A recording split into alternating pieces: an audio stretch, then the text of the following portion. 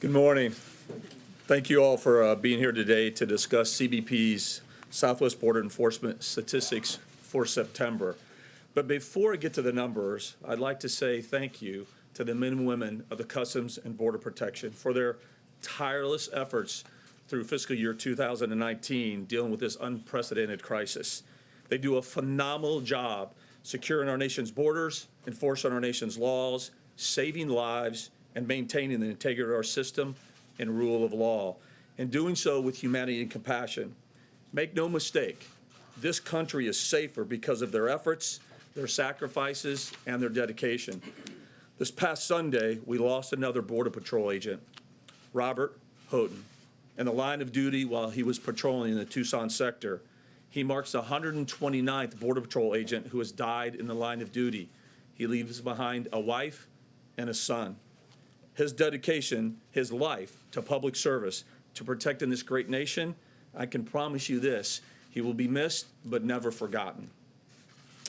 Now, as we've been expressing for some time now, this past fiscal year, CBP has faced unprecedented and staggering levels of illegal crossings.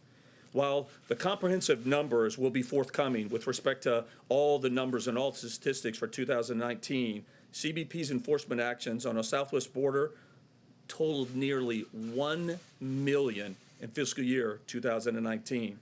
This is a staggering 88% higher than the number of enforcement actions in 2018, 88% higher. These numbers are numbers that no immigration system in the world is designed to handle, including ours. Arrivals from families to the border in fiscal year 2019 more than tripled any previous fiscal year on record. Our Border Patrol facilities, we've talked about this, were not designed to hold families or children. They were designed as police stations. And because of that, because of the new demographic of families and children, those resources became strained, and our limited resources had to be diverted from their law enforcement duties securing the border to address the humanitarian crisis. Make no mistake, our country was less safe because of it.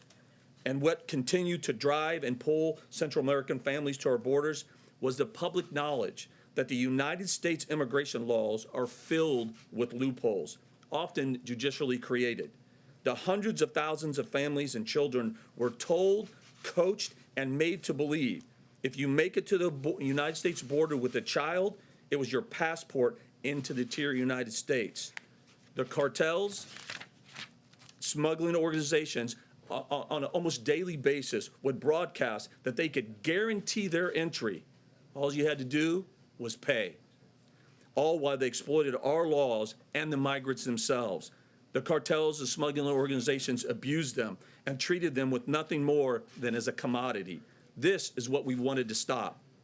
We have therefore prioritized developing strategies and introducing initiatives within the current legal framework that ensured results, restored the rule of law, and closed the loopholes that undermine the integrity of our immigration system.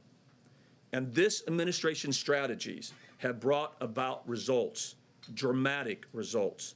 While Congress has failed to put forth a single piece of legislation, even be able to introduce it to the floor to address this crisis, we have addressed this crisis. This September marked the lowest number of law enforcement actions during fiscal year 2019. The total number of law enforcement actions last month was just over 52,000, down almost 65% from the peak in May of 144,000. This represents the fourth month in a row of a steady decline in apprehensions. This is an unprecedented achievement.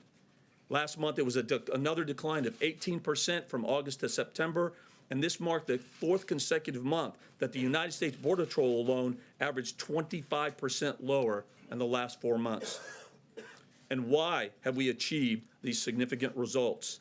Make no mistake as well, President Trump has worked to have other countries in the regions like Mexico and the Northern Triangle countries to join us as true partners, to come together to address this as a regional crisis that it is.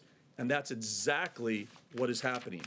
Initiatives implemented under this administration, like the Migrant Protection Protocol, or MPP, which was established in accordance with Section 235 of the Immigration and Nationality Act, have brought about the downward trend in border enforcement statistics and strengthened the integrity of the immigration system. In close partnership with the government of Mexico, MPP allows for migrants illegally crossing or at the POEs without documents to be returned to Mexico to await expedited immigration proceedings in the United States. If they have meritorious claims, they receive relief in just a few months rather than waiting in limbo in the United States, sometimes for years. And if they have unsuccessful claims, they are swiftly returned to their home country, or they can return voluntarily. Through our partnership with Mexico, CBP has enrolled more than 51,000 people in MPP. And Mexico, again, being true partners, has agreed to provide humanitarian protections and even work authorizations to these individuals for the duration of their stay.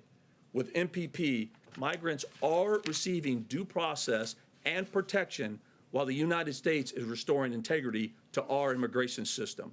We're closing the loopholes and diminishing the smuggling organization's ability to profit on the back of these migrants while simultaneously exploiting our system. Through this and other initiatives, CBP is continuing to collaborate with our foreign partners, particularly Mexico, El Salvador, Guatemala, and Honduras, to address this as a regional crisis, as I said, specifically targeting gangs, human smuggling organizations, and the movement of illicit drugs. And while the Northern Triangle countries are stepping up to address the regional crisis, expanding their asylum capabilities, and expediting the return of citizens who do not qualify for asylum in the United States, Mexico's efforts are leading the way. Mexico's continued support of MPP and enhanced border security efforts along their southern border, in the interior, and along the U.S.-Mexico border is something really for the history books. The partnership between Mexico and the United States concerning this regional crisis is having a dramatic impact. The administration, we continue to enact a network of policies and regulations and initiatives, all within the current legal framework.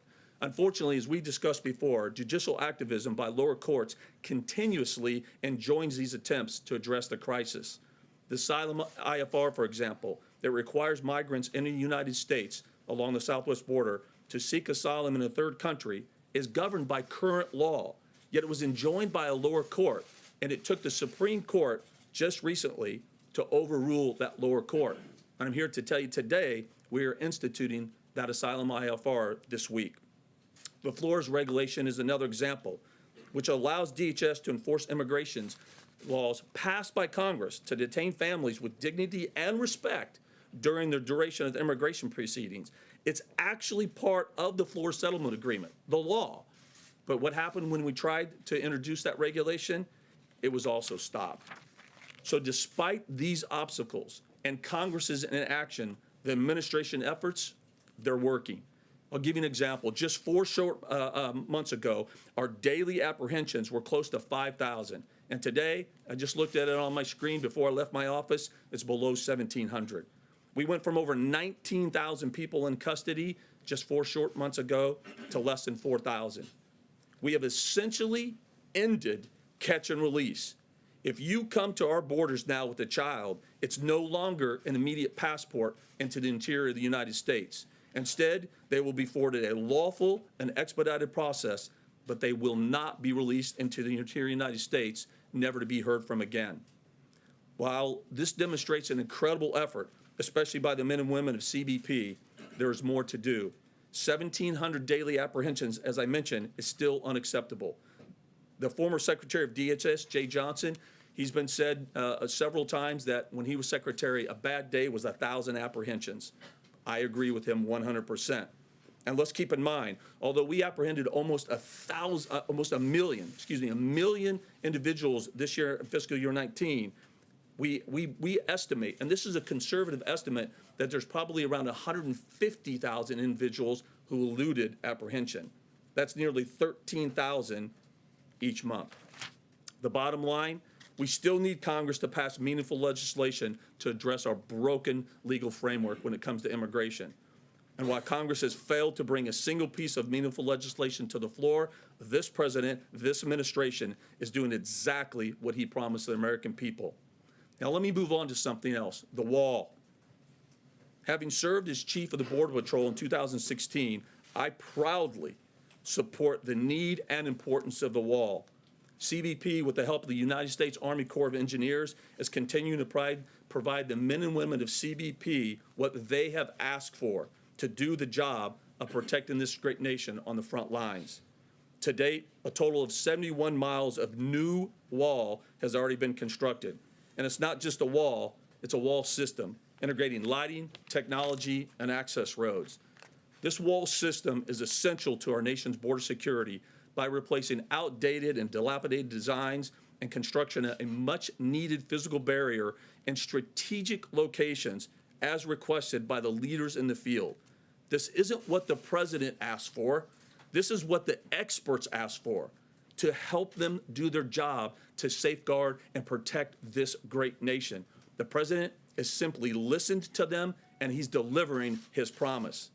By the end of 2020, CBP expects to have approximately 450 miles of new border wall system constructed. And I've said before, and I'll say it again, walls work. Our agents know it, and the data shows it. Everywhere we have installed borders along the southwest border, agents gain more operational control, illegal drug and human smuggling activity declines, agent safety improves, and border communities are safer and more secure on both sides of the border. And the wall just doesn't benefit border communities. By the way of illustration, in a 5-day enforcement action that ended last Wednesday, the United States Immigration and Customs Enforcement arrested 97 illegal aliens in 6 Midwest states. That's important, including those with prior criminal histories, convictions for serious crimes, assault, battery, child exploitation, sexual assault, drug possession, hit and run, and weapons offenses. And again, this was in 6 states in the Midwest. This underscores the reality that some of the illegal aliens who cross at the southwest border make their way into the nation's interior and commit serious crimes. If we're going to have a rational and intellectually and honest debate over this issue, we must acknowledge the public safety issues imposed by some, not all, but some illegal aliens.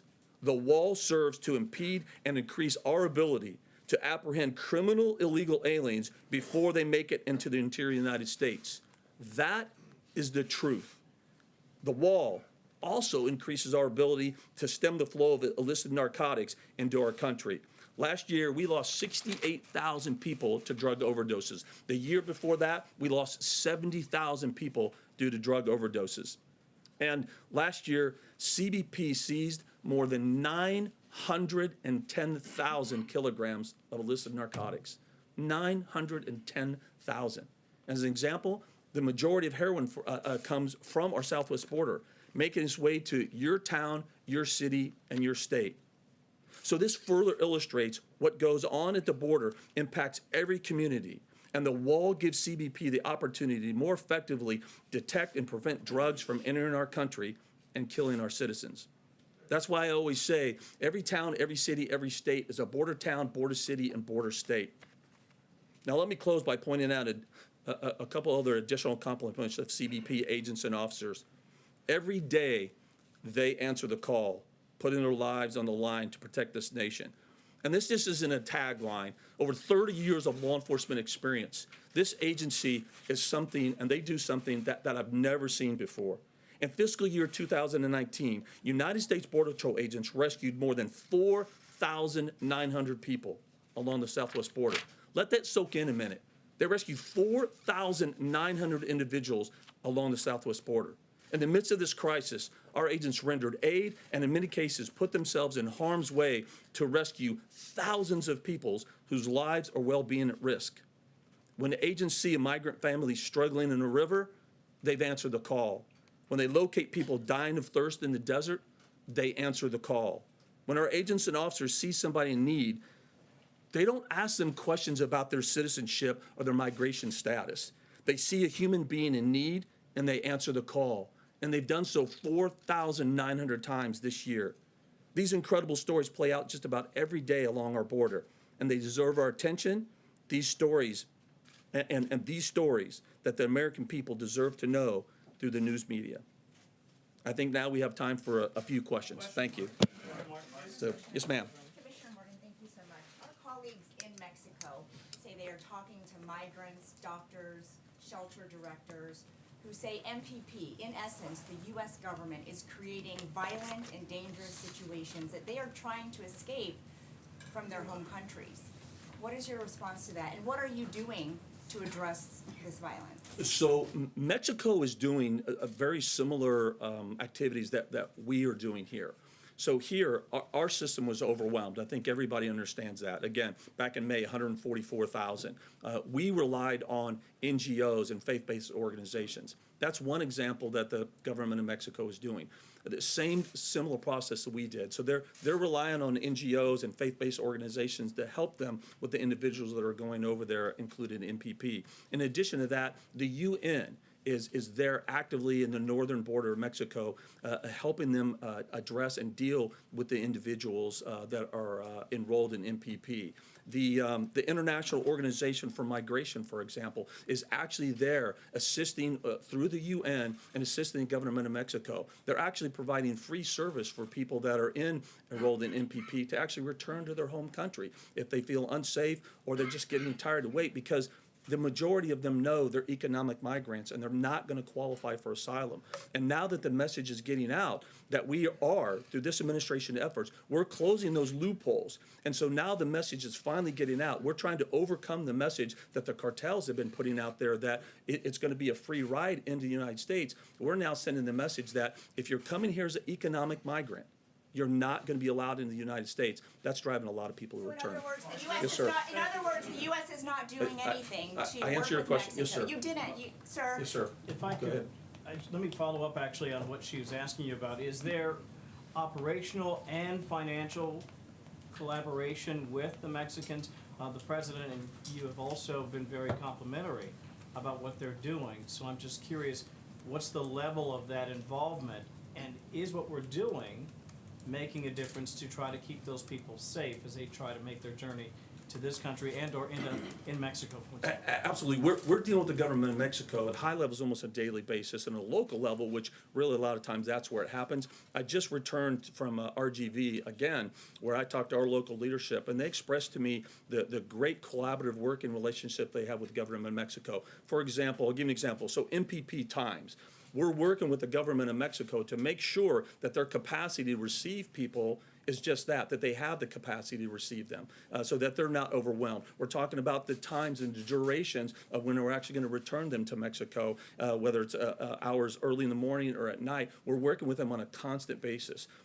Again, another important thing that we're working with them too is it's bigger than just MPP. So we're working with them to address the drug smuggling routes and the drug smuggling organization. We're working with them on a daily basis to help them improve their ability to actually conduct operations within Mexico to go after the cartels and the drug smuggling organizations and the gang members. And we're doing the same thing with the Northern Triangle countries. I think everybody here knows by now, all three Northern Triangle countries have signed agreements right now. And like I said in my opening remarks, we're working with those countries on a daily basis. I have personnel that are down in the Northern Triangle countries to help them improve their capacity, not just with their law enforcement activities, but also their asylum capabilities as well. That's a lot of money in terms of paying for Mexico's participation and providing security along the border. Are we as Americans helping to pay for that? I think what we're doing is we're being good, true partners as they are in dealing with this as a regional crisis. We all have responsibilities as part of this.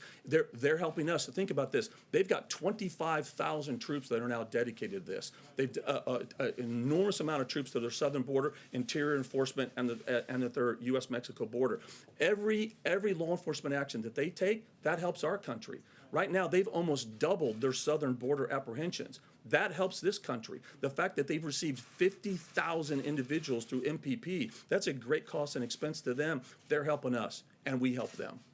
So, yes, sir. Thank you. While you're up here, I wanted to ask you about a number of incidents over the past year of CBP agents harassing journalists on their way into the country from overseas assignments. Can you say right now that conduct is unacceptable, and can you say what you're doing about it to stop this from happening? So a couple of things. First of all, unequivocally, let me say that any journalist, right, that is stopped and harassed, treated improperly because they're a journalist is absolutely unacceptable, unequivocally.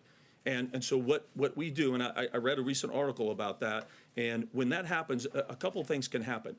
If you feel that you have been inappropriately handled, harassed, then you need to report that immediately, right? And there's a couple different avenues. You can report it directly to CBP, our Office of Professional Responsibility, DHSIG, and I encourage you to do that. If you feel that you've been inappropriately harassed, you need to do that. We proactively, if we see something in an article, even if it hasn't been reported, we're going to report it to our Office of Professional Responsibility. Because here's one thing we can say. We can disagree all we want, right? I learned from Lieutenant General Lear a long time ago, disrespect doesn't mean disagreement, right? And there's a little thing in the country called freedom of speech. So anything that we do that would impede that, we are going to hold people accountable. It's unacceptable, 100%.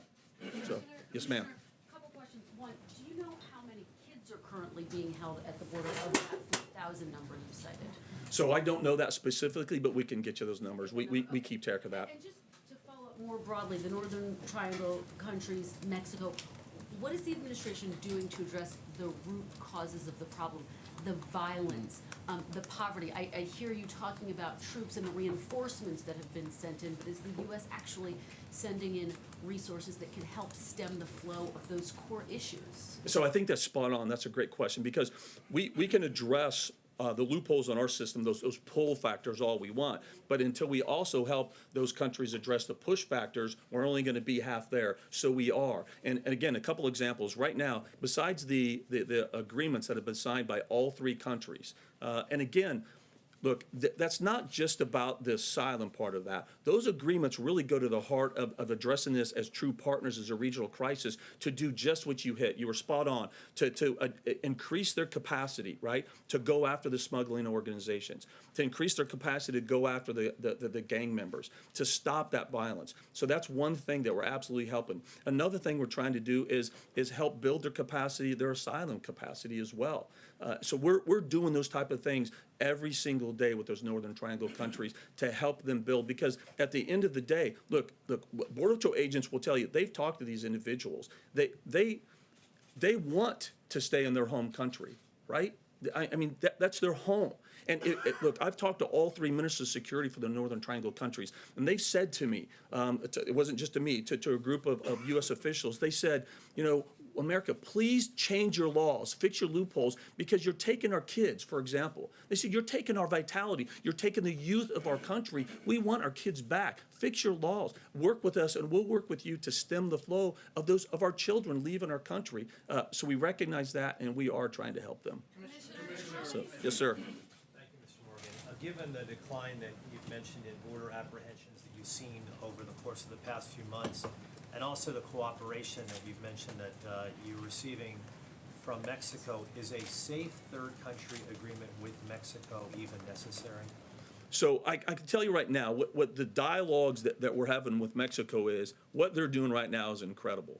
We're going to continue to have dialogues to continue to improve anywhere that we can between our partnership and again, to really look at this as a regional crisis. But right now, we're just focusing on the incredible effort that's going on right now. They are, Mexico, absolutely, again, and I mean this, this really is, the cooperation and partnership we have with Mexico right now really is one for the history books. It really is. Mexico's foreign minister says that such an agreement is not necessary because of the numbers that you've also cited. Do you disagree with the foreign minister? No, I don't. Right now, the cooperation, I mean, it's a good question. Right now, the cooperation that we are receiving with Mexico right now, it is exactly where we need it to be. I'll give you an example. Just last week was the first time OTMs other than Mexicans, this is the first time that the government of Mexico actually apprehended more OTMs than the Border Patrol did. The first time since we started keeping those stats. That, I think, illustrates the incredible work that they're doing. Yes, ma'am. Thank you, Commissioner Morgan. In talking about how long Mexico can sustain this, you very complimentary about what they're doing right now, but the last time you were here, you were very skeptical about how long they could keep this up. So feasibly, how long can they keep this level of productivity in helping the U.S. with the border crisis? So I think, honestly, as a law enforcement individual for a long time, you know, I think part of What makes us okay at our jobs is that we always maintain a healthy degree of skepticism. But all I can tell you, 30 days is a long time in this crisis. What Mexico has shown me is they're sustaining this. Their capacity is growing. On all those fronts, their interior enforcement, their enforcement of the southern border, as well as their continued expansion of MPP and the support of that. Having said that, what I feel though is even though they're being incredible partners, for a durable, lasting solution, we cannot rely on other countries to fix the loopholes in our system. They're being great partners, but at the end of the day, it's our responsibility. It's Congress's responsibility. As this administration, this president is coming up with these new initiatives and regs and policies, and even though judicial activism is trying to enjoin those and put up obstacles, at the end of the day, Congress's failure to act is the issue. So to have a durable, meaningful solution with respect to this crisis, Congress has got to get off the bench, work on a bipartisan matter to pass meaningful legislation to address this crisis. I've said that, and I'm going to keep saying that. So, yes, sir.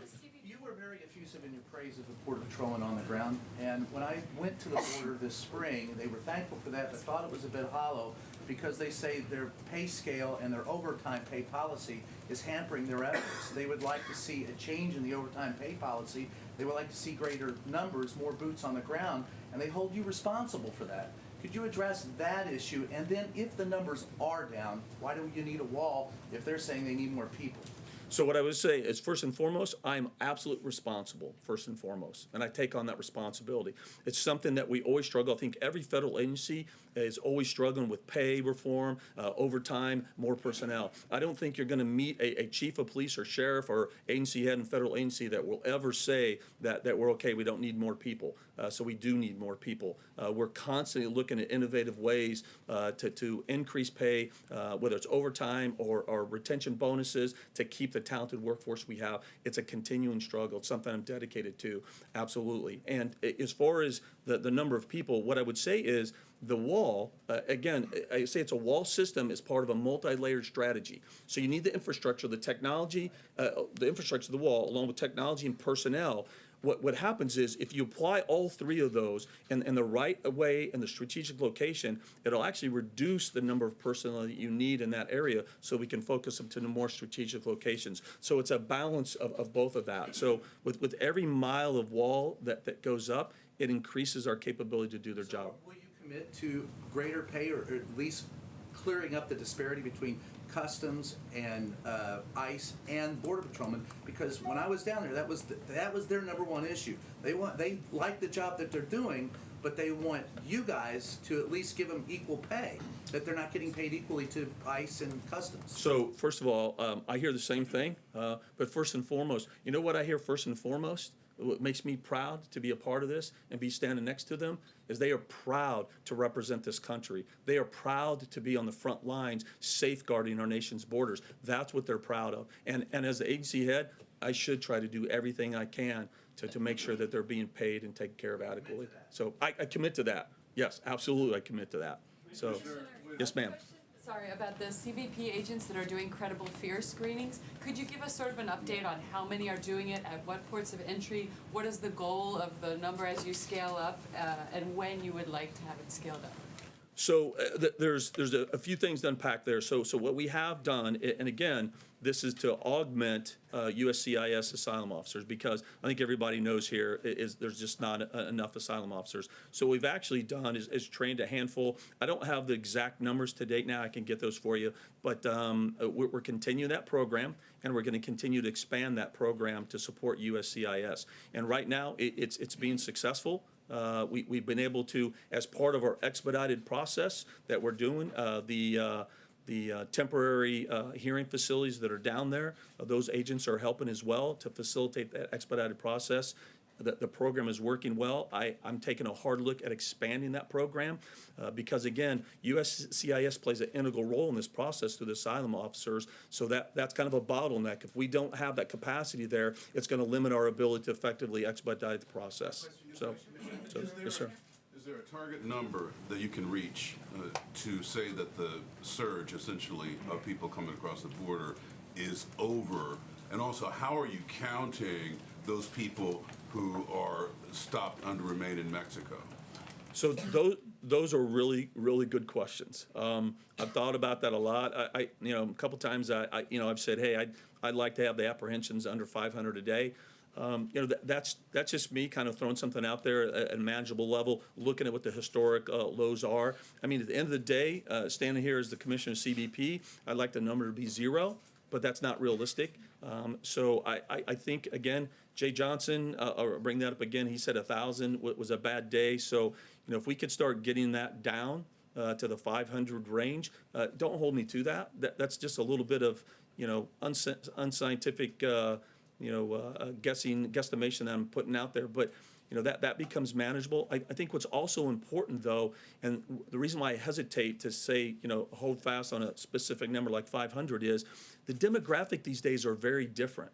So if it was 500 Mexican adult males, that's very different for us. But when you're talking about their families and unaccompanied kids, that brings on a whole new dynamic, and that's one of the challenges for us. So 500 Mexican adult males is different than, 350 families and kids and 150 Mexican adult males.